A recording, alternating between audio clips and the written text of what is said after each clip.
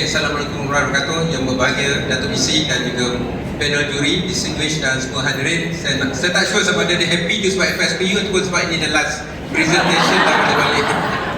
But anyway, kami daripada College Al-Albina, tapi pada hari ini pembentangan kami adalah mengenai FSPU pada tahun lepas. Dan ini bidang tumpuan pengajaran dan pembelajaran, dan we share to you progress kami daripada Tedolite. Ini mengukur dahulu dan go to GPS, and the latest one is our drone. It's a drone mapping. Okay, dengan tagline kami Generation of Professional Excellence, kami akan bentangkan mengenai FSPU 11 Center of Studies, the most comprehensive, the largest in Malaysia and one of the largest in the world, dengan pelajar-pelajar di Shah Alam dan di Puncak Alam sebanyak 6,650, and of course di Perak juga hampir 3,000.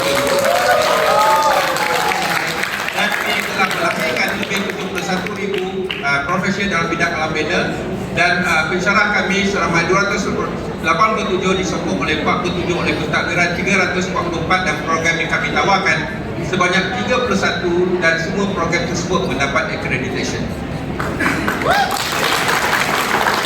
Dan untuk kepimpinan kat sini, ini adalah pendekatan sistematik, perluasan dan juga pembelajaran inovatif dan integrasi, dan ini adalah kami linkkan bersama dengan KBT Higher Education, bersama dengan industri, PBT, dan juga bersama dengan community. Dan what we do here is that leadership by example, walk the talk. Basically, the top management mesti ada PhD dan juga kena ada kelayakan profesional, sama ada town planner, AR dan lain-lain lagi. Dan juga triple double mengenai mentoring, promotion dan motivation. Juga progress kami adalah delegate, motivate dan empower, sebab semuanya ada kebakaran yang tersendiri dalam bidang masing-masing, empower dan increase dia punya pengajaran dan pembelajaran. So dengan dia punya kepakaran di luar dibawa ke kuliah-kuliah. Juga workplace engagement juga bersama dengan industri, dan kita memberikan 3R, recognition, reward dan responsibility. Dan bagi sumber manusia, model kepimpinan FSPU seperti nyatakan tadi, leadership by example, delegate, motivate dan empower semua staff pengajar kami, dan juga we believe, we strategize and we execute. Dan sistematik kasih model kepimpinan FSPU seperti nyatakan tadi, bersekretar profesional, kita menjemput profesional untuk create studio dan juga subjek-subjek yang diajar oleh pencerah-pencerah kami. Selain daripada itu, kompetensi sumber manusia, kita membudayakan R&D dan juga staf-staf kami dalam ramai jadi pakar rujuk, dan kita optimumkan pengetahuan dan kepakaran dalam bidang alam bina. Dan di samping itu, pembelajaran inovatif, sistem blok kerja dan juga tahap kepuasan tinggi, indeks kegembiraan dan integrasi kat sini adalah pembudayaan kepimpinan, dan juga kita integrasikan bersama dengan pemegang-pemegang taruh di peringkat nasional dan antarabangsa, dan ini telah meningkatkan visibility FSPU. Dan daripada segi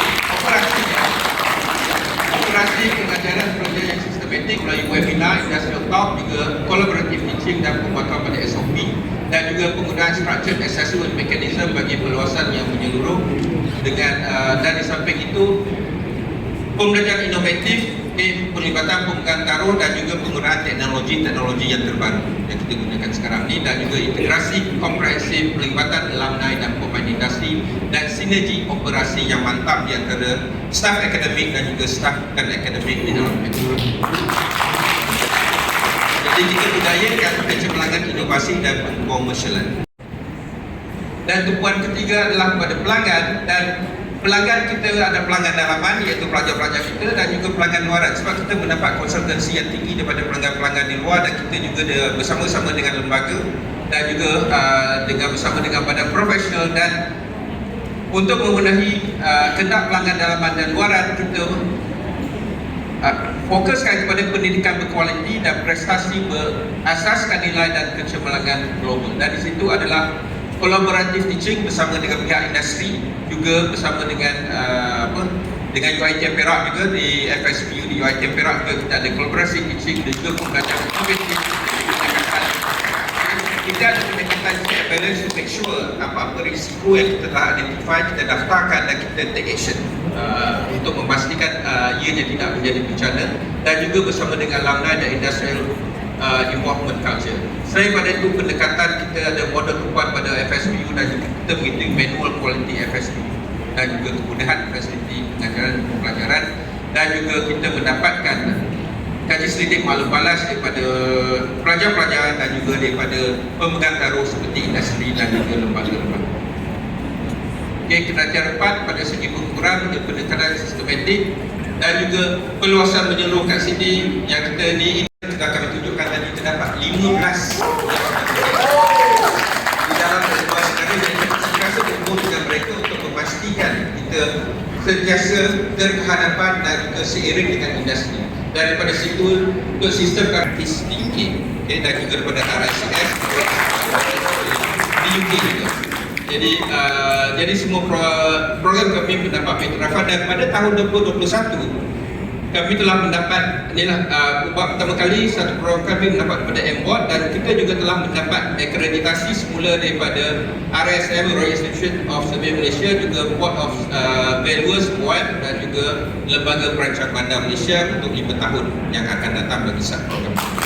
Jadi setiap tahun kami ada 3 atau 4 proses akreditasi untuk program yang berbeza dan di samping itu anugerah juga kita telah mendapat sebanyak 51 anugerah daripada dan 5 antarabangsa dan 21 nasional dan pengiktirafan maknanya pensyarah-pensyarah kami dilantik sebagai pakar di berbagai bidang dan jumlahnya pada tahun 2021 adalah seramai 72 dan MOU dan MOA kita telah melebihi daripada sasaran ditetapkan oleh PTU itu sasaran 6 kita telah double kepada 12 dan webinar pada tahun 2021 dengan 10 negara. Kita banyak webinar bersama industri di dalam negara tetapi luar negara sebanyak 10 webinar di luar negara.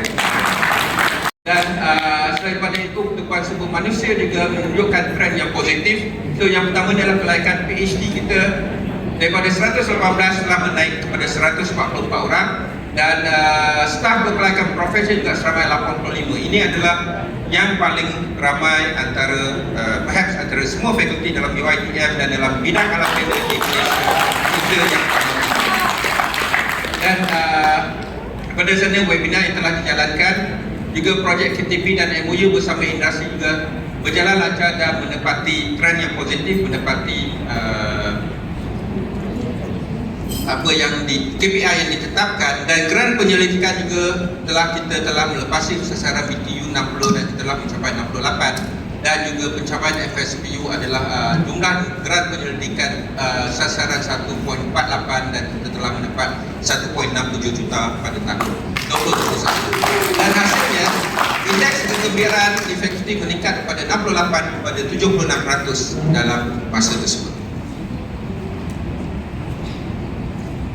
Dan bila kita buat perbandingannya antara universiti kat sini dan kita bandingkan dalam bidang alam bina, biasanya it's quite difficult to beat research university di Malaysia dalam QS ranking. Tetapi bagi bidang kami bersama band yang sama dengan UKM dan UPM yang merupakan research university. So, sebab kami sekarang adalah top 200 in the world and our target is top 100.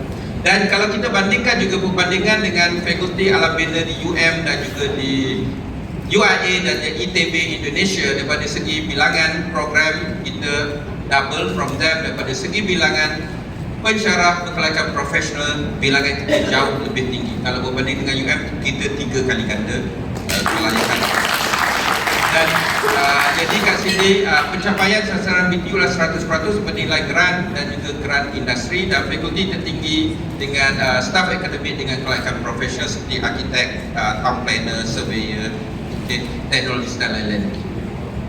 Dan ini hasilnya kita mendapat pengiktirafan di peringkat kebangsaan dan antarabangsa dan ini meningkatkan MOU dan MOA kita dan meningkatkan ketampakan global FSU. Hasil kedua adalah dari segi konferensi dan perundingan. Kami amat berbangga pada tahun lepas 2021 seorang pensyarah kami Pramada Dr. Khairi telah mendapat UiTM Grand Talent Award disebabkan oleh value dan FSPU juga telah mendapat UiTM Talent Alliance Award untuk teknologi dan kejuruteraan pada tahun 2021 kerana pada tahun lepas kami mendapat konsultasi sebanyak 5.28 juta. Dan DNB dan selain daripada konsultasi tersebut kita juga telah mengajukan 6 konferensi bertaraf antarabangsa oleh fakulti dan kita buatkan join bersama-sama dengan universiti lain di luar negara. menunjukkan yang pertama adalah penjenayaan pendapatan korporasi telah bertambah sebanyak 5 kali ganda, dan juga pendapatan konsultansi sebanyak 5.3 juta. Sampai itu pengajuan korporasi juga telah bertambah daripada 3 pada 6 dalam masa 2 tahun. Jurnal berwasit juga telah bertambah daripada 68 ke 119, dan pelibatan pensyarah penulisan jurnal juga telah bertambah daripada 24 pada 41% dalam masa 1 tahun. Dan ini jurnal, kalau kita bandingkan bersama dengan UIA about the same level, dan kita telah menerbitkan 6 kali ganda berbanding dengan jurnal yang diterbitkan oleh pensyarah alam. Dan juga kita bandingkan dengan ITB, sahabat nyatakan kenapa bandingkan dengan ITB, because ITB adalah alam bina yang paling consider fakulti alam bina yang paling gah di Indonesia, dan dia pun top 300. Okay. Dan hasil yang kedua adalah konferensi dan perundingan, menunjukkan pertambahan tersebut, dan juga skor MyRA juga telah meningkat, di mana pada 2021 kita telah total publication sebanyak 350, dan kepuasan pelanggan pembelian komputer juga pembelian drone yang tadi itu kita ada 3, so each one of them tu RM8,000, dan kita akan menambahkan lagi, dan itu mengurangkan kebergantungan kepada dana kerajaan. Dan tumpuan yang ketiga adalah kepada pelanggan. Kita telah melebihi sasaran. Jadi kita pada tahun lepas juga telah menerbitkan buku 5 dekad FSBU, di mana buku ini penajaannya adalah oleh alumni FSBU sendiri. Dan hasilnya penajaan adalah sejak 285,000 oleh alumni FSBU, dan ini mencapai plan tindakan strategi FSBU. Dan daripada sini kita gunakan wang tersebut untuk memberi laptop kepada pelajar-pelajar B40 di dalam fakulti. Dan itu menunjukkan trend yang positif daripada pengajaran dan pembelajaran. Dapati bahawa peratusan yang gagal telah berkurangan daripada 0.5% kepada 0.1%. Anugerah Dekan Naib Chancellor meningkat pada 41.7%, dan pencapaian akademik juga pelajar juga telah meningkat. Dan pada tahun 2021, seorang graduat kami telah merangkul pingat emas Naib Chancellor. So ini telah mendapat trend positif dan mencapai sasaran. Dan kita juga buat perbandingan tersebut, dapati bahawa berbanding dengan universiti yang lain, kita juga adalah yang paling tinggi kemenangan International Peak Environment Degree Research Competition. Kita menewaskan semua universiti yang lain, dan juga US University Ranking, dan kat sini menunjukkan pencapaian pengajaran dan pembelajaran yang amat baik. Jadi sekian, terima kasih. Assalamualaikum. Baik, terima kasih kepada Prof. atas pembicaraan. Dan macam mana Prof dan juga ahli-ahli top management di FSBU membudayakan this kind of leadership. So maknanya you sustain 15 akreditasi dan sebagainya. Dah lama dah you buat benda. Macam mana? You explain sikit apa yang you buat. Kata Datuk Mizan tadi, what's the secret recipe? Pada saya yang itu adalah kesedaran masing-masing. Sebab saya bagi tahu dia orang, begitu pada pencerah-pencerah kami, kalau program you tak dapat akreditasi, you might as well tutup your program. So that's the first thing. Okay. So it's something. So they know the importance of that. Dan yang kedua, macam tahun lepas pun dia jadi healthy competition. Healthy competition macam tahun lepas kita perlukan mendapatkan 4 akreditasi. Kita ada 10 pusat pengajian. Jadi kalau dia tengok satu pusat pengajian tu architecture dah dapat akreditasi, interior architecture cakap we have to get 5 years. Kalau apa ni? Kalau misalnya architecture dapat 5 tahun, interior cuma dapat 3 tahun, then they would consider that as a failure on that. So yang pertama adalah kesedaran kepada semua bahawa kita punya akreditasi adalah sangat penting, dan is our bread and butter, dan kita sangat adalah daripada yang ini kita turunkan adalah FSB dah 55 tahun. Sejak kita mulakan program kita 55 tahun yang lepas, kita sedang nyatakan we are the pioneers. So kita sentiasa mendapat akreditasi berterusan. Let's keep the clean record continuous forever. Okay. In relation kepada akreditasi ni, kita sekarang, saya dah beritahu pada a few fakulti yang few program owner yang kita nak mengarah kepada ASEAN akreditasi. So maknanya AUNQA. So saya mohon cabaran the next one is to make sure any one of your 15 tu to move kepada ASEAN level, sebab yang tu akan beat yang lain lah, sebab pelajar-pelajar akan masuk ke program kita, pelajar antarabangsa. Okay, on that note, saya nak bertanya satu berkaitan skop yang you tentangkan ini. Bagaimana you berkongsi dengan semua warga fakulti, bukan hanya akademik tapi juga non-akademik? Silakan. Okay. Cara yang kami biasa jalankan adalah setiap semester tu ada perjumpaan peringkat fakulti, semua staf akademik dan akademik terlibat sekali. Jadi macam baru ni bila kita dinaikkan sebagai kolej, bagi semua staf untuk kami menerangkan mengenai perubahan pada kolej. Itu yang pertama. Yang kedua adalah perbincangan secara berkala bersama-sama dengan KPP, dan selepas itu KPP akan cascade down kepada pensyarah-pensyarah di pusat pengajar masing-masing, dan selain daripada kita ada menggunakan cara seperti WhatsApp dan lain-lain. Jadi kita juga ada setiap 6 bulan kita ada newsletter FSB. Daripada newsletter tu semua mendapat information mengenai perubahan dan kejayaan peringkat fakulti lah sekarang, peringkat kolej. Okey, terima kasih. Mana lain? Ya, silakan tu. Kalau tak tanya macam, sebab saya kena declare saya daripada fakulti yang sama. Yang saya boleh sahkan semua yang disampaikan itu biasa disampaikan di fakulti, maka maklumat itu benarlah belaka. Nombor satu soalan saya, kita FSBU separuh di Puncak Alam, separuh di Shah Alam. So apa Prof Jamal dan rakan-rakan punya effort untuk memastikan to further strengthen the design dan non-design based Fakulti Alam Bina supaya nanti insyaAllah boleh mencapai hasrat yang Dato' Dr. Chancellor sampaikan sebentar tadi. Terima kasih. Okay, sekarang ni bila dah ada 2 kampus di Indo ni, dan itu quite a challenge juga lah. Tapi setiap apa macam di Puncak Alam adalah lebih pada design, dan di Shah Alam adalah lebih pada construction dan design. Jadi kita akan pastikan satu-satu tu dia memiliki the strength yang inilah kekuatan sendiri. Jadi kita dah ada projek yang kita kat Shah Alam, Puncak Alam kita jadikan Puncak Alam Bina Design Hub.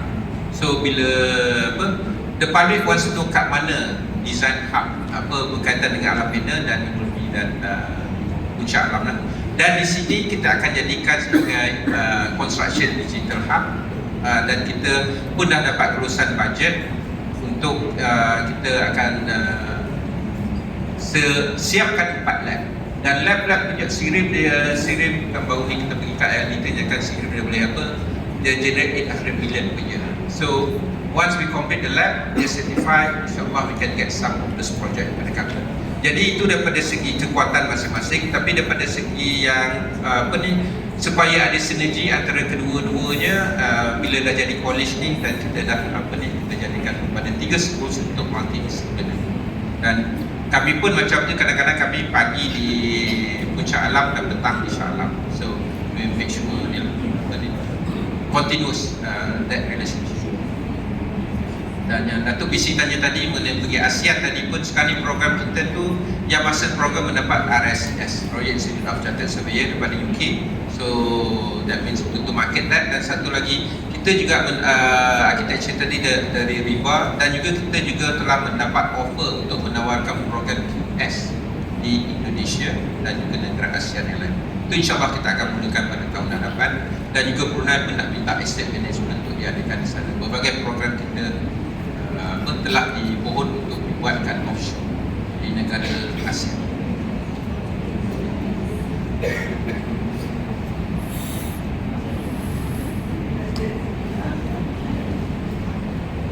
Tak ada, thank you. Okey, terima kasih kepada Pak Jari, dan terima kasih kepada